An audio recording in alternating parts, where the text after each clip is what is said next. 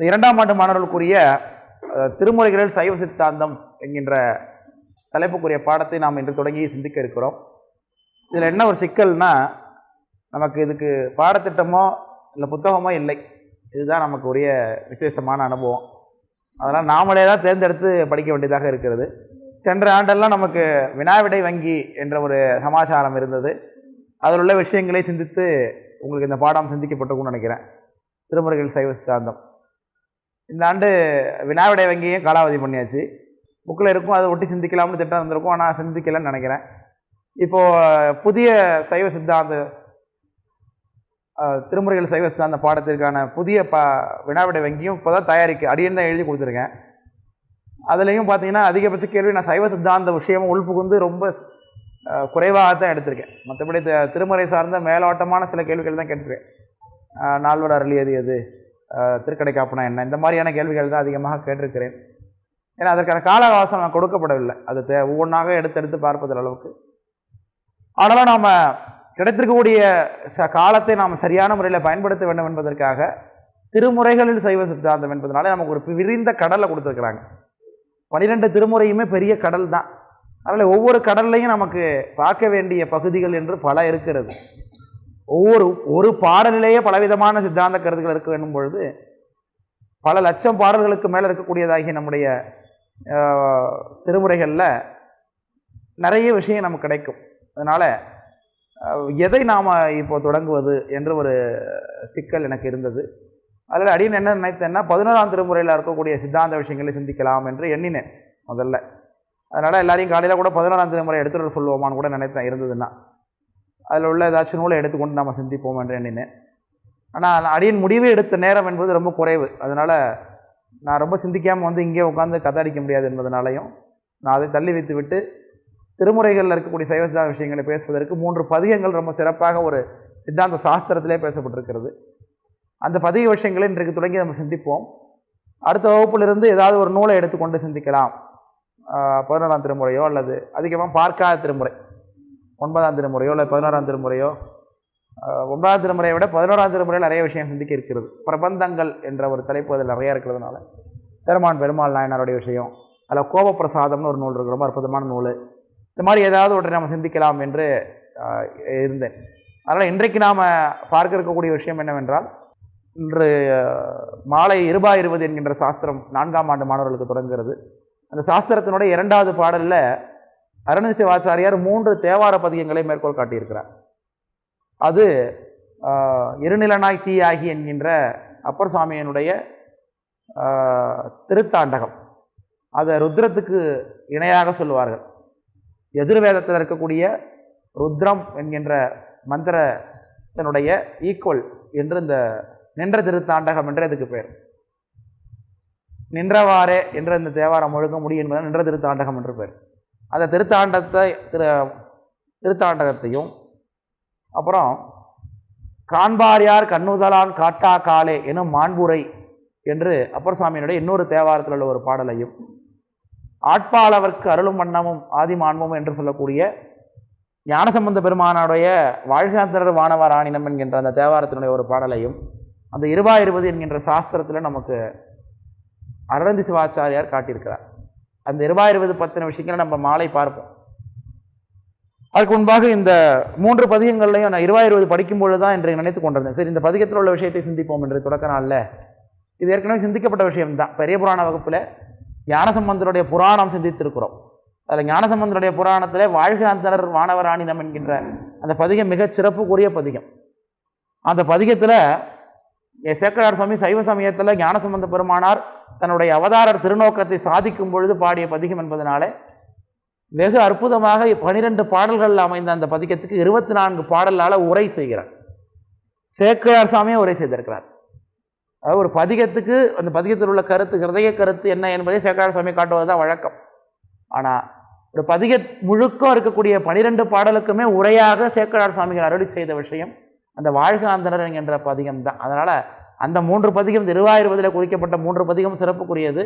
அதில் ரொம்ப சிறப்புக்குரியது இந்த வாழ்காந்தரர் வானவராணினம் என்கின்ற பதிகம் என்பதனால திருமுறைகளில் சைவ சித்தாந்தம் நமக்கு பரமாச்சாரியார் முதல் பரமாச்சாரியாராக நமக்கு ஞானசம்பந்தரும் இருக்கிறார்.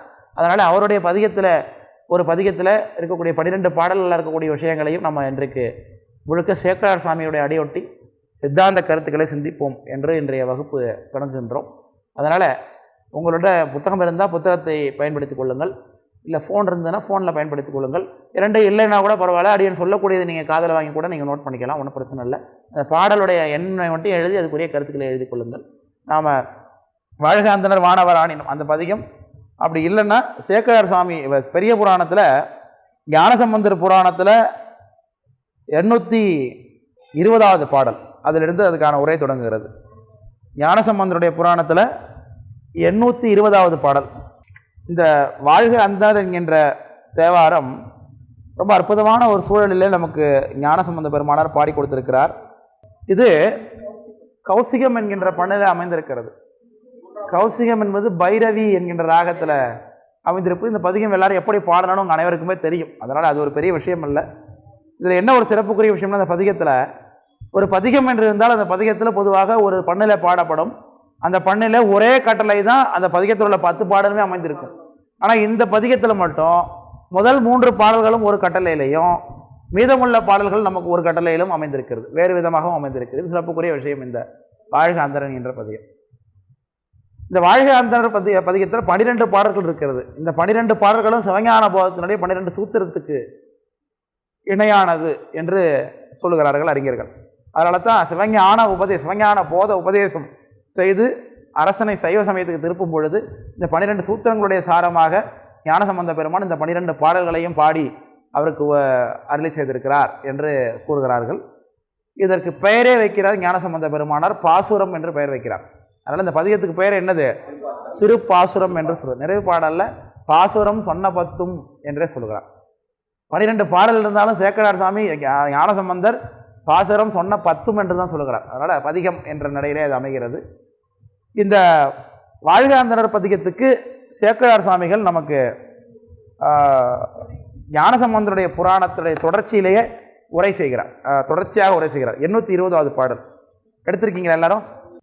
வாழ்க அந்தனர் வானவர் ஆணினம் வீழ்க தன் பூணல் வேந்தனும் ஓங்குக ஆழ்க தீயதெல்லாம் அரண்நாமமே சூழ்க வையகமும் உயர் தீர்க்கமே என்று இந்த பாடல் முதல் பாடலை தொடங்குகிறது. இந்த முதல் பாடலில் 4 வரிக்கும் 4 பாடல் வீதம் உரை சொல்கிறார் சேக்கரார் சாமி. ஒரு வரிக்கு ஒரு பாடல் விதமாக உரை சொல்கிறார். இப்படி 12 பாடலுக்கும் 24 பாடல், நிறைவில் உள்ள பாடல்களுக்கும் ஒரு பாடல் போட்டு போகிறார். முதல்ல 2-3 பாடல்களுக்கு ஒரு வரிக்கு ஒரு பாடல் வீதம் விளக்கம் சொல்கிறார் சேக்கரார் சாமி. முதல்ல 820வது பாடல் புராணத்தில் என்ன பேசுகிறார் என்றால் 2 விஷயம் காட்டுகிறார். இந்த பாடல், இந்த பதிகம் யாருக்காக பாடப்பட்டது என்றால் தென்னவன் என்று சொல்லக்கூடிய நின்றசீர் நெடுமாற பாண்டிய நாயனார் அவர் அறியும் பொருட்டாக இந்த பதிகம் பாடப்பட்டது என்ற செய்தியை சொல்லுகிறார். உலகியல் வேத நூல் ஒழுக்கம் என்பதும் நிலவு மெய்நெறி சிவநெறி அது என்பதும் களதிவாய் அமணர்காண்கிலர் ஆயினோ பலர் புகழ் தென்னவன் அறியும் பான்மையால், பலர் புகழ் தென்னவன் அறியும் பான்மையால் என்று சொல்றார். அப்போ இந்த பதிகம் பாடப்பட்டது எந்த இடத்துலன்னா வைகையினுடைய கரையில் இல்லையா? அது பலரும் அறியும்படியாக பாடப்பட்டது என்பதனால என்ன சொல்கிறார்? பலர் புகழ் தென்னவன், பலராலே புகழப்படக்கூடிய தென்னவன். தென்னவன் என்றாலே பாண்டிய அரசனை குறிக்கும். இந்த இடத்துல அரிகேசரி பராங்குசன் என்று சொல்லக்கூடிய நின்றசீர் நெடுமாற பாண்டிய நாயனாரை குறிக்கிறது. உலகியல் வேத நூல் ஒழுக்கும் என்பதும் நிலவு மெய்நெறி சிவநெறி என்பதும் இது ரொம்ப முக்கியமான செய்தி. அதாவது ஒருவர் சைவ சமயத்தை சார்ந்திருக்கிறார், சிவதீக்கை எடுத்துக்கொண்டார், சிவருமானை தன்னுடைய தலைவனாக கருதிவிட்டார், சைவ சமய ஒழுக்கத்தோடு வாழ்ந்து கொண்டிருக்கிறார் என்றால் அவருக்குரிய வாழ்வியல் முறை என்பது ஒன்று. ஆனால் சைவ சமயத்தை பின்பற்றவில்லை, சிவருமானை கடவுளாக இன்னும் வரிக்கவில்லை, பொதுவான ஆளாகத்தான் இருக்கிறார் என்றால் அவருக்குரிய வாழ்க்கை முறை வேறு. இது 2மே தனியாக காட்டப்படுகிறது. காலையில் பேசியிருந்தால் வருண பேதங்களை பற்றி பேசியிருந்தோம். வருண ஆசிரம பேதங்கள், ஒவ்வொரு காஸ்டில் உள்ளவங்களும் இப்படித்தான் இருக்கணும், இவங்க இப்படித்தான் இருக்கணும், அந்த இடத்த விட்டு அவங்க தாண்டக்கூடாது என்றதெல்லாம் நம்ம உலகியலில் பார்க்குறோம். இது எல்லாமே வைதிக நெறி என்று பேர்.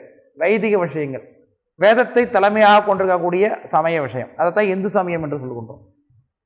இந்து சமயம் இந்து என்று வந்துவிட்டால் இதுக்குள்ள அத்தனை கட்டுப்பாட்டுகளையும் அவர் பின்பற்றித்தான் ஆக வேண்டும். ஆனால் சைவர் என்று வரும் பொழுது பல விஷயங்கள் அவர்களுக்கு சலுகை உண்டு. முக்கியமாக சைவர் என்று வந்துவிட்டால் அங்கே என்ன இல்லை, சாதி பேதம் இல்லை. இது மிக முக்கியமானது இல்லையா? அடியார்கள் என்று வந்துவிட்டால் அங்கே அனைவருமே ஒன்றாக அமர்ந்து என்ன செய்வாங்க, மாகேஸ்வர பூஜையில் கலந்து கொள்வார்கள். அனைவருமே ஒரே தரத்தினராக அங்கே பார்க்கப்படுவார்கள். அதனால சிவபெருமானை வழிபாடு செய்து விட்டோம், சிவபெருமான் தான் கடவுள் என்று ஒப்பு கொடுத்து விட்டோம் என்றாலே நம்முடைய வழிபாட்டு முறை, வாழ்க்கை முறை என்பது ஒரு மாதிரி ஆகிறது. அதில் கூட நாம் அடுத்தவங்களை பார்க்கக்கூடாத தவிர்த்து நம்முடைய சமயத்தை நமக்குன்னு விதிக்கப்பட்ட கடமைகளை செய்து கொண்டு தான் இருக்க வேண்டும். நாம தான் அவங்க அது இவங்க இதுன்னு பார்க்கக்கூடாத தவிர்த்து அடுத்தவங்க பார்த்தா நம்ம ஒன்றும் பண்ண முடியாது. நாம் மட்டும் என்ன பண்ணணும், அடியார்களிடத்தை பேதம் பாராட்டக்கூடாது. ஆனால் நாம் என்ன பண்ணணும், நமக்கு என்ன குல ஒழுக்கம் விதிக்கப்பட்டதோ அந்த குல ஒழுக்கத்தோடு நாம் ஒழுக வேண்டும். இதுதான் ஒவ்வொருவருக்கும் தனிப்பட்ட முறையில் காட்டப்பட்டது. ஆனால் பொதுவாக அடியார் என்று வந்துவிட்டால் என்ன இல்லை, இந்த பேதங்கள் இல்லை. அதனால் வேதத்தில் சொல்லப்பட்ட அறங்களை அனைவருமே பின்பற்ற வேண்டும். அதனால் மாகேஸ்வர பூஜையில் சமமாக அனைவரும் அமர்ந்து சாப்பிடுவதே பார்க்குறோம். அதே வெளியில் பார்த்தீங்கன்னா அனைவருக்கும் சமபந்தி என்பது கிடையாது, பழங்காலத்திலேருந்து கிடையாது. இப்போ கூட அது பல இடங்களில் பின்பற்றப்படவில்லை. ஒரு கோயிலில் கூட என்ன கிடையாது, இவங்க வரலாம் அவங்க வரக்கூடாது என்பது இன்றைய காலத்தில் பல இடங்களில் கிராமங்களில் வைத்திருக்கிறதை பார்க்கிறோம்.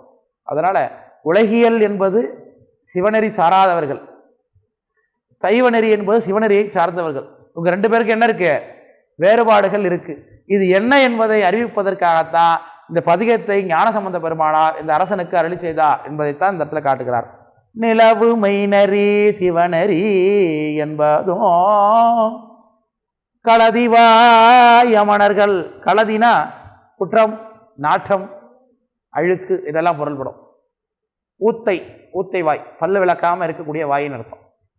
களதிவாய் அமணர்கான்கிலர் ஆகினோ, அவர்கள் சைவ சமயத்தை குறை சொல்வது, வைதிக வழக்கத்தை குறை சொல்வது, இது எல்லாமே இதில் உள்ள நுட்பமான உண்மை புரியாதனால் என்பதனால அவர்களுக்கு புரியவில்லை என்றாலும் அரசனுக்கு புரிய வேண்டும் என்பதற்காக பலர் புகழ் தென்னவன் அறியோ பான்மையால் என்று அரசன் அறிய வேண்டும் என்பதற்காக இந்த பதிகத்தை தொடங்குகின்றார் என்று தொடங்குகிறார். ஏற்கனவே பதிகத்தை பார்த்தாச்சு. முதல் பாடலை வாழ்க அந்தனர் வானவர் ஆணினம் என்பது தொடங்குகிறது. அதனால அந்த முதல் வரிக்குரிய விளக்கத்தை இனி வரக்கூடிய பாடலை சொல்கிறார். ஏன் அந்தணர்களை வாழ்த்தினார், ஏன் வானவர்களை வாழ்த்தினார், ஏன் பசுக்களை வாழ்த்தினார், இந்த மூன்றுத்தையும் வாழ்த்துவதற்கான காரணம் என்ன என்பதை இந்த பாடலில் சேக்கரார் சாமி விளக்கிறார். இனி வரக்கூடிய பாடல் அந்தணர் தேவர் ஆணினங்கள் வாழ்க என்று இந்தமை மொழிப்பயன் உலகம் இன்பூர சந்த வேள்விகள் முதல் சங்கரர்க்கு முன் வந்த அர்ச்சனை வழிபாடு மன்னவாம் என்று சொல்கிறார். இந்த மூன்றையும் அந்தணர், வானவர், ஆணினம், இந்த மூன்றையும் வாழ்த்துவதற்கான காரணம் என்னன்னா, சிவபெருமானுக்கு எப்பொழுதுமே கோயில்களிலே வழிபாடு நடந்து கொண்டே இருக்க வேண்டும். இதுதான் காரணம் என்று சொல்கிறார். சந்த வேள்விகள் முதல் சங்கரர்க்கு முன் வந்த அர்ச்சனை.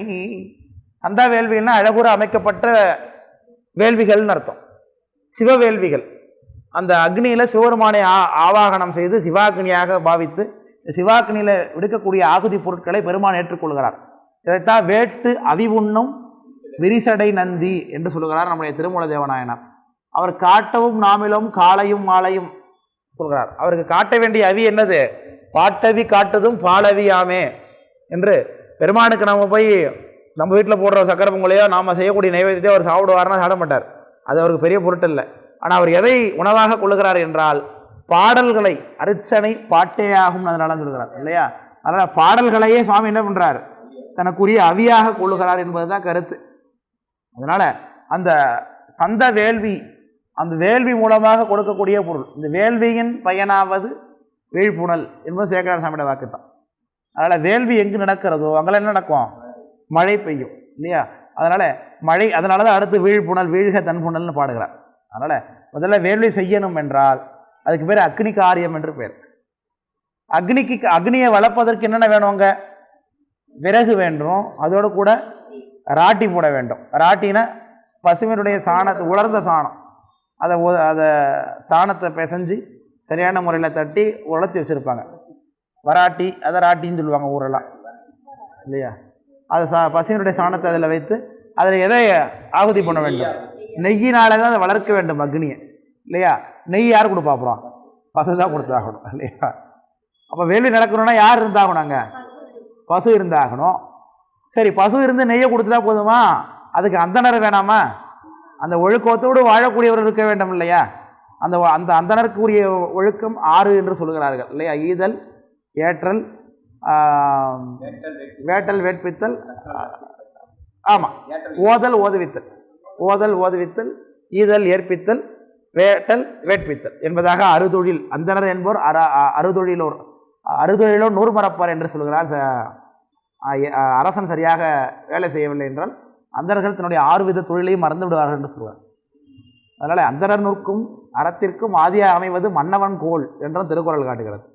அதனால் அந்தனர்கள் என்ன எப்படி இருக்கணுமா? முதல்ல இது 6 இருக்க வேண்டும். இந்த 6 குணம், முதல்ல அந்தனருக்கு இருக்கக்கூடிய குணம் என்ன? சத்துவ குணம் இருக்க வேண்டும்.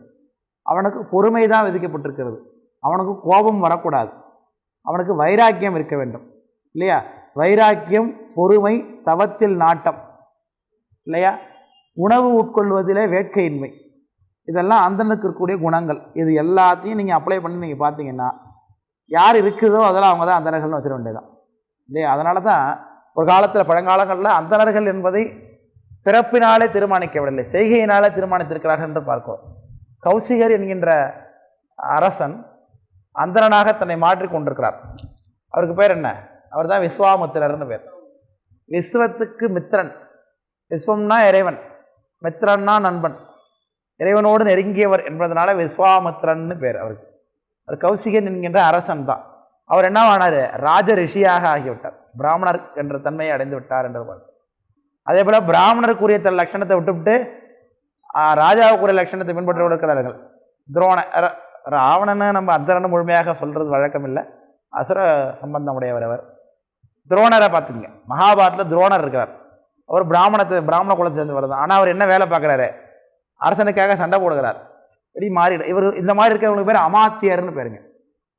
பிராமண குலத்தில் வந்துவிட்டு, பிராமண குலத்தில் இருக்கக்கூடிய அந்த அறுதொழிலை விட்டு இந்த அரசனுக்குரிய வேலையை செய்ய ஆரம்பித்தாங்கன்னா அவங்களுக்கு பேர் அமாத்தியர்னு பேர். அதுலேருந்து தான் அமைச்சர் என்கின்ற குலம் ஒரு பேர் வருகிறது.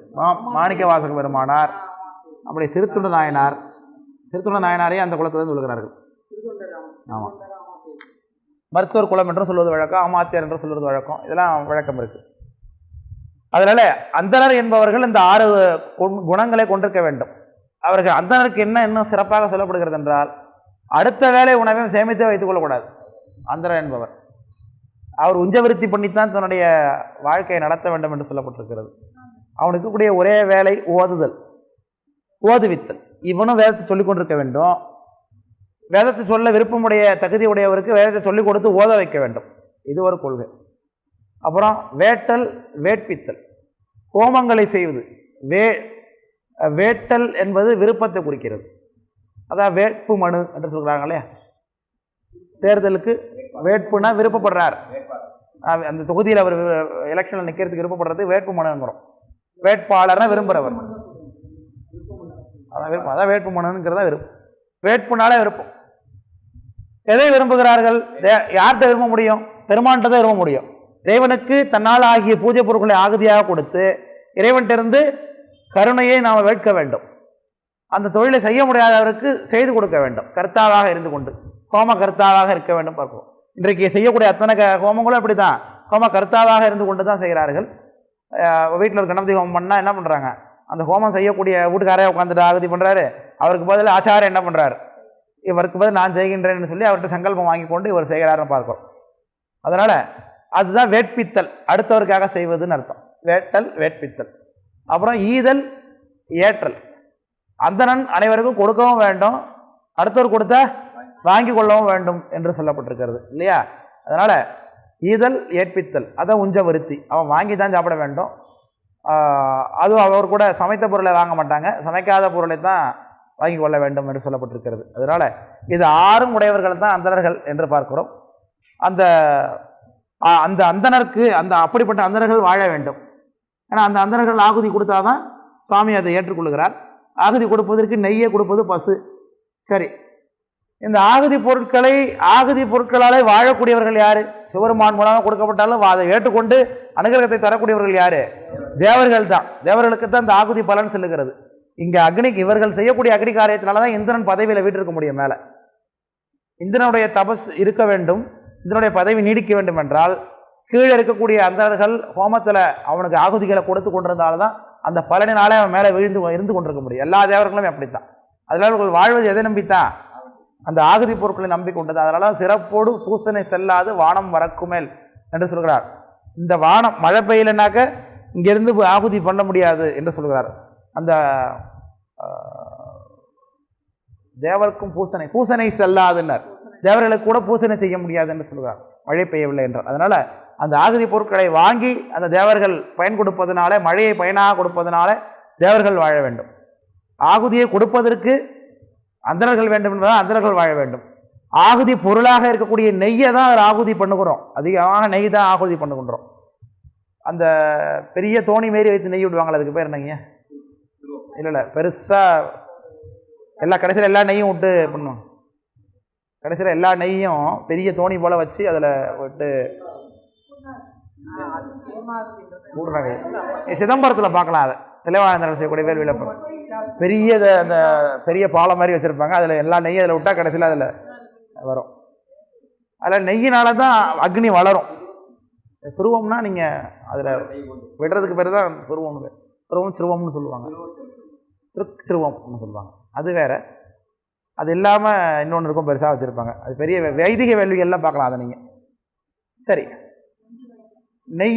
நெய்யினால தான் அந்த நெருப்பு வளரும் இல்லையா? அதனால் நெய் வேணும் என்பதற்காக பால் வேணும். பால் முதலிய பொருட்களை தான் ஹோமம் பண்ணுறாங்க இல்லையா? பால், தயிர் இதெல்லாவற்றையும் ஹோமத்தில் விடுவது வழக்கம். அதனால் அதுக்கெல்லாம் என்ன வேணுமா?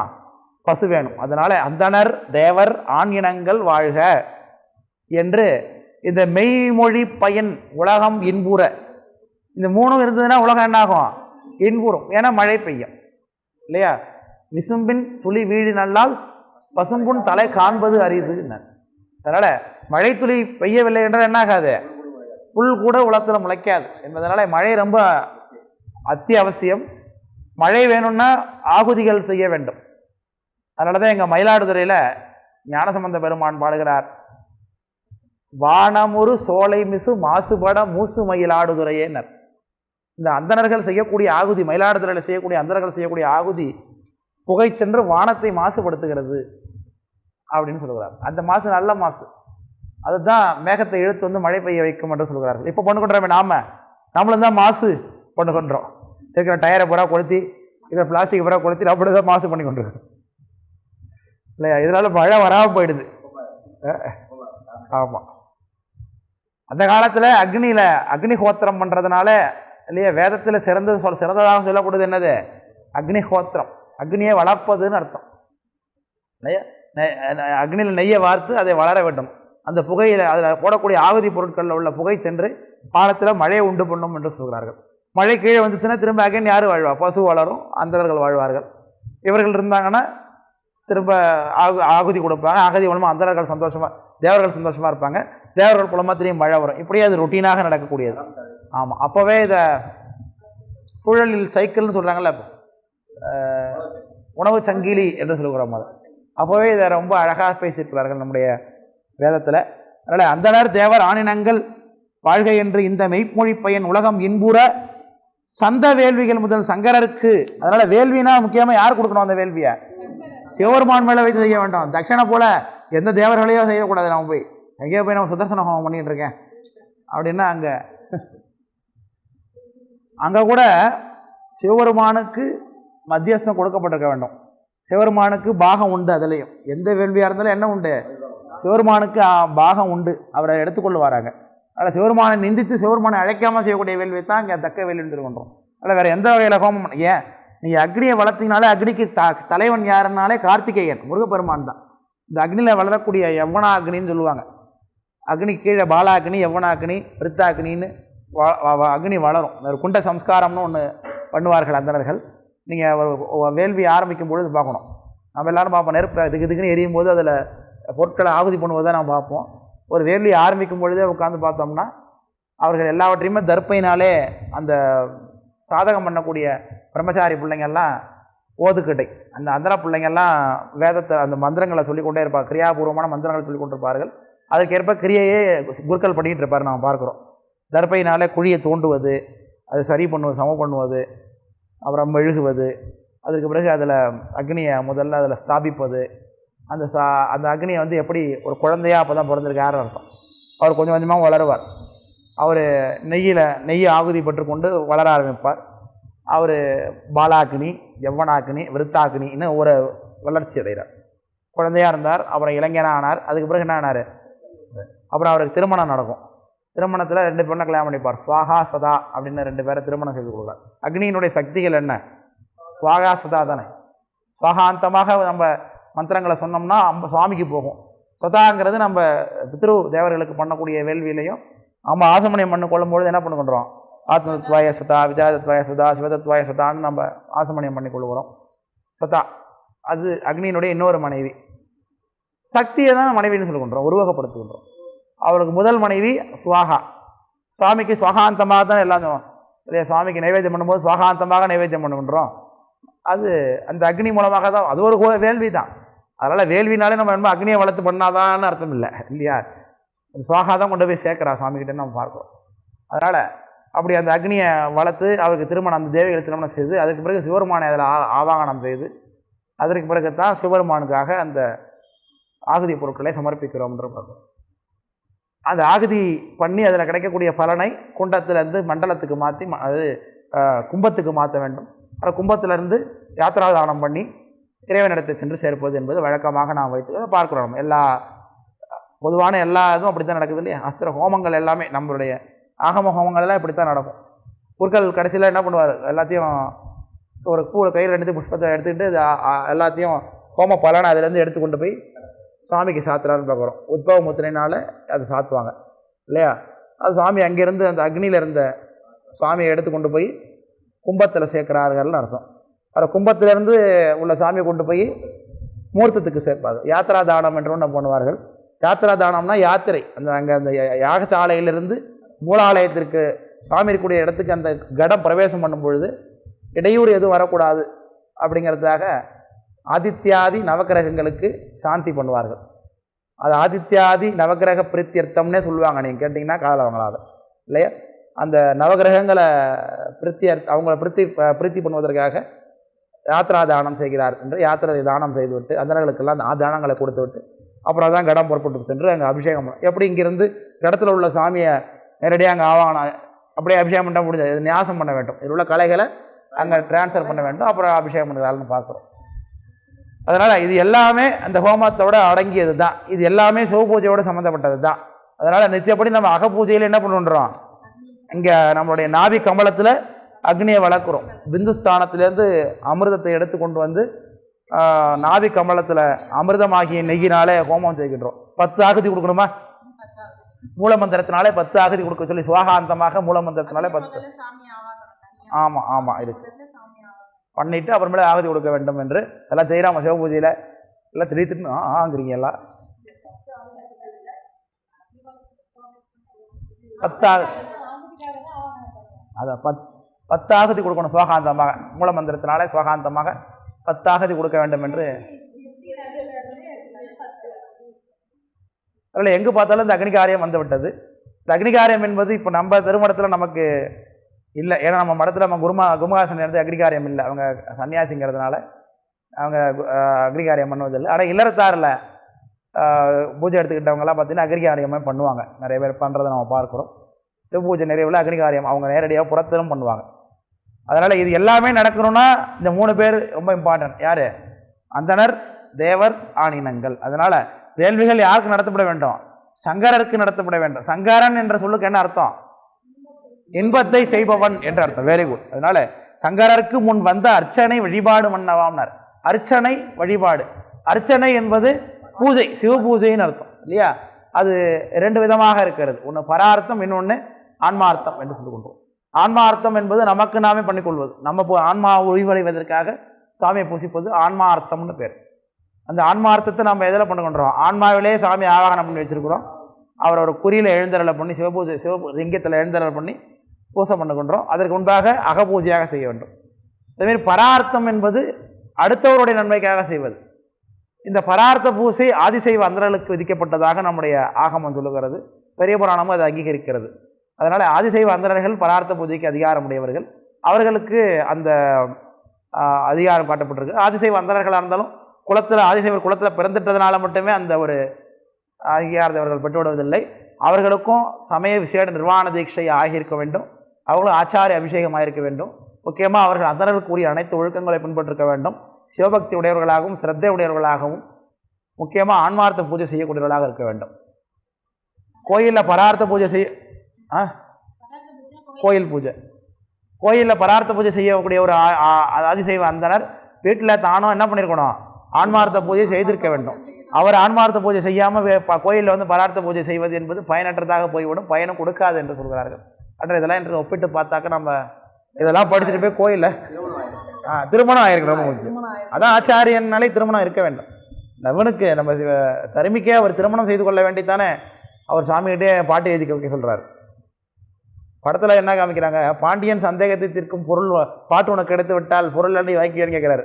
ஆனால் புராணத்தில் தர்மி தான் கேட்குறார், எனக்கு திருமணம் செய்து கொள்ள வேண்டும், அப்போ தான் உன்னை பூசை பண்ண முடியும், அதனால் திருமணம் செய்ததுக்கு பொருள் வேண்டும், அதற்கு பாண்டியன் சந்தேகத்தை இருக்கக்கூடிய கவி ஒன்றை எனக்கு எழுதி தர வேண்டும் என்று சொல்லுகிறார்கள். கேட்குறாரு. உடனே சாமி சரின்னு எழுதி கொடுக்குறார். அதை எடுத்துகிட்டு போய் எங்கள் பாடி காமிச்ச உடனே பாட்டில் குற்றம் இருக்குதுன்னு நக்கீரர் சொல்கிறாரு. உடனே போய் தர்மி சண்டை போடுறார் சாமிக்கிட்ட, நான் உனக்கு என்ன பாவம் பண்ணேன் அப்படி கேட்குறாரு.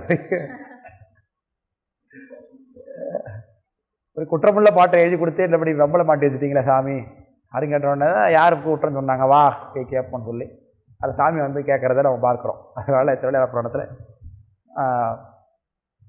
அதனால் அர்ச்சனை வழிபாடு மன்னவாம் என்று சொல்லுகிறார். இது எப்பொழுதுமே இது மூன்றும் இருந்தால் தான் நடக்கும். சாமிக்கு அபிஷேகம் பண்ணும்போது பால் அபிஷேகம்னே இருக்குது இல்லையா? அதுக்காக பசு வேணும் இல்லையா? அது ரொம்ப முக்கியம். இப்போ எல்லாம் பாக்கெட்லேயே வாங்கி கொடுத்துறான். நீங்கள் காரணீஸ்வரன் கோயில் சைதாப்பேட்டில் தான் அடி தங்கியிருக்கேன். காரணீஸ்வரன் கோயில் வாசலில் காலையில் டீ கடையில் பால் பாக்கெட் கடையிலலாம் இருக்கிற மாதிரி இதில் வந்துடும், ட்ரேயில் வந்து உட்காந்துருக்கும் பால் பாக்கெட்ஸ்லாம். மக்கள் அழகாக காசு கொடுப்பாங்க, அது பால் பாக்கெட் வாங்கிட்டு உள்ளே கொண்டு கொடுத்துட்டு வந்துடுவாங்க, அவ்வளோதான். அது அபிஷேகம் பண்ணி பார்த்துட்டு கூட வரது கிடையாது சாமி. அப்பயும் கொடுக்கறது முதல்ல பாலே இருக்கிறது வேற இல்லையா?